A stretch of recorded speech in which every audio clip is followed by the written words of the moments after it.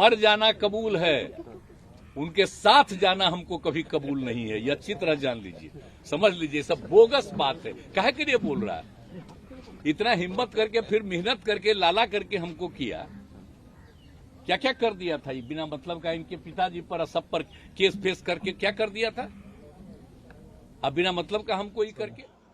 मिट्टी में मिट जाएंगे लेकिन भाजपा के साथ मिलकर सरकार नहीं बनाएंगे। खैर, ये तो हुई हंसी मजाक की बातें। बिहार में नीतीश कुमार 9वीं बार मुख्यमंत्री पद की शपथ ग्रहण कर चुके हैं और बिहार का मौसम भी इतनी तेजी से करवट नहीं बदलता जितनी तेजी से नीतीश कुमार करवट बदल लेते हैं। कहने को तो नीतीश कुमार तेजस्वी यादव के खास चाचा जैसे लगते हैं। फिलहाल चाचा पलटू राम काफी ट्रेंड हो रहा है बिहार में। हो भी क्यों ना, क्योंकि आरजेडी के जो समर्थक हैं वो लगातार इस ट्रेंड को हवा दे रहे हैं। नीतीश कुमार को पता नहीं वहां की आवाम द्वारा क्या कुछ कहा जा रहा है।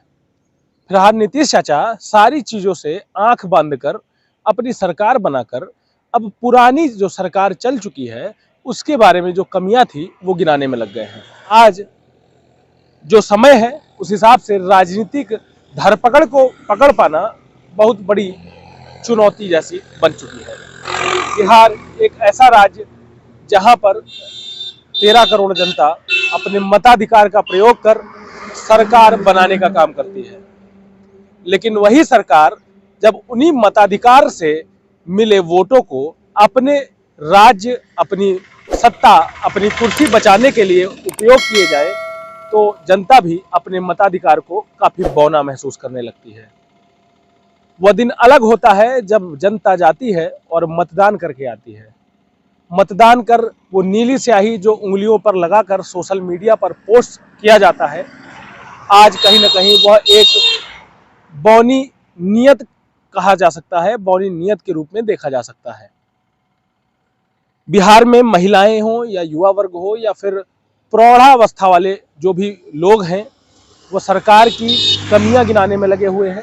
नीतीश कुमार ने पिछले कुछ दिनों में आरजेडी के साथ बिताई हुई सरकार की यादों को एक बुरा सपना बता दिया है। नीतीश कुमार 9वीं बार मुख्यमंत्री पद की कुर्सी पर बैठ चुके हैं और इस बार वह भाजपा के एनडीए गठबंधन वाली सरकार के साथ बैठे हुए हैं। नीतीश कुमार के साथ तो एक कहावत फेमस हो चली है कि सुबह को इस्तीफा और शाम को मुख्यमंत्री पद का शपथ ग्रहण। लेकिन जनता उस नजरिए से, जनता उस सत्ता के लौलुप लोगों से किस तरीके से बच सकती है इसका भी अनुमान नहीं लगा पा रही है। प्रशांत किशोर जैसे राजनीतिक धुरंधर नीतीश कुमार के साथ जो लोग अब बैठे हैं गद्दी पर, उनके बारे में कई संकुचित सीटों के बारे में भी एक आंकड़ा जारी कर दिया है, लेकिन वो आंकड़ा 2024 के लोकसभा चुनाव में अपनी क्या भूमिका दिखाते हैं यह भी एक बड़ा सवाल है।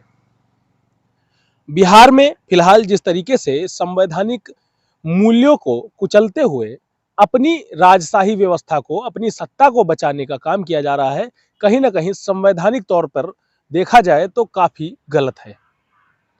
लेकिन सरकार व सरकार बनाने की अधिक लोलुपता, चाहे वह पक्ष की सरकार हो या फिर विपक्ष की, उसे इस अंधेपन में डाल देती है कि उसे यह तक नहीं समझ में आता कि संविधान हमारे किन मूल्यों के साथ चलता है।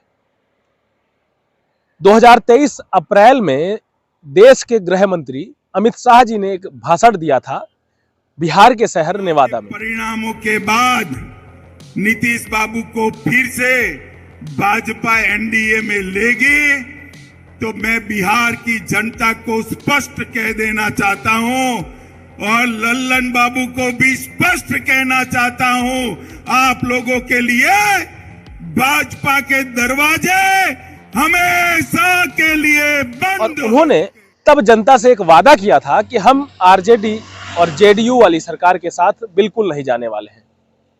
कुछ दिनों बाद ही, 1 साल से भी कम वक्त बीता है और सरकार एनडीए की गठबंधन वाली बन चुकी है। अब इसे सरकार के मुलाजिमों की बात की वैल्यू कही जाए या फिर राजनीतिक महत्वाकांक्षाओं की पूर्ति, यह तो समय के साथ ही समझा जा सकता है। आगे आने वाले लोकसभा चुनाव बिहार को लोकतांत्रिक मूल्यों की संज्ञा दे पाते हैं, यह तो आने वाला समय ही बताएगा। परंतु वर्तमान की जो परिस्थितियां हैं वह कहीं ना कहीं बिहार के 13 करोड़ लोगों के साथ एक अन्याय जैसी हो चली है। बिहार के लोग काफी बुरा भला भी कह रहे हैं, समर्थक तारीफों के पुल भी बांध रहे हैं, परंतु नीतीश कुमार समय रहते जेडीयू के उस तीर से गठबंधन के कमल रूपी शिकार पर अपना जेन्युइन निशाना लगा देते हैं और वह निशाना गठबंधन के साथ सुबह इस्तीफे के साथ चलकर शाम को शपथ ग्रहण के साथ समाप्त हो जाता है। फिलहाल एनडीए के गठबंधन वाली सरकार कितने दिन चलने वाली है, यह भी समय निर्धारित करेगा। फिलहाल एक हम आपको वीडियो दिखाएंगे, इस वीडियो को देखकर आप अंदाजा लगा सकते हैं कि नेताओं की जुबान कितनी पक्की है। आप जिनके बारे में बार बार हमसे पूछते रहते हैं, हम बता देते हैं ना, कौन सी भूमिका, क्या जानकारी, कितने साल से राजनीति में, कौन चीज कहां के बारे में जानते हैं, जरा बता ना दीजिए। अपने राज्य के बारे में भी कितना समय से जानते हैं। आप जरा सोच लीजिए, 2002 से ना मौका मिला है जी। आप ही ना सोचिए।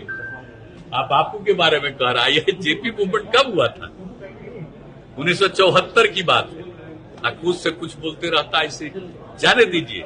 हम आपसे हाथ जोड़ करके प्रार्थना करते हैं कि ये लोग को जो मर्जी हो बोलता रहे बिना मतलब का, उनका कोई वैल्यू नहीं है। अब बिहार के लोगों को मालूम नहीं है, बहुत ज्यादा गलतफहमी। इस वीडियो के माध्यम से आपको यह तो अंदाजा लग गया होगा कि नेता अपनी कही हुई बातों के प्रति कितने वफादार हैं। अपनी वफादारी के चलते बिहार में अपना नाम रोशन करने वाले नीतीश कुमार इंडी गठबंधन के साथ भी प्रधानमंत्री पद की दावेदारी की एक भूमिका पेश कर रहे थे। प्रधानमंत्री पद का सपना संजोए नीतीश कुमार अपनी मुख्यमंत्री वाली कुर्सी से निजात नहीं पा रहे हैं और सरकार बदलते बदलते यहां तक पहुंच गए हैं कि खुद कही हुई अपनी बातों पर वह अमल नहीं कर पा रहे हैं। नीतीश कुमार ने अपना बयान दिया था कि मिट्टी में मिलना पसंद करेंगे, लेकिन एनडीए के गठबंधन वाली सरकार नहीं बनाएंगे, या यूं कहें भाजपा के साथ मिलकर सरकार नहीं बनाएंगे। लेकिन आज परिस्थितियां एकदम उल्टी हैं और नीतीश कुमार अपनी ही कही हुई बातों को वापस ले चुके हैं। लगातार खबरों में बने रहने के लिए देखते रहिए nation station. Camera person Nitin Shrivastava के साथ गौरव श्रीवास्तव, नेशन स्टेशन।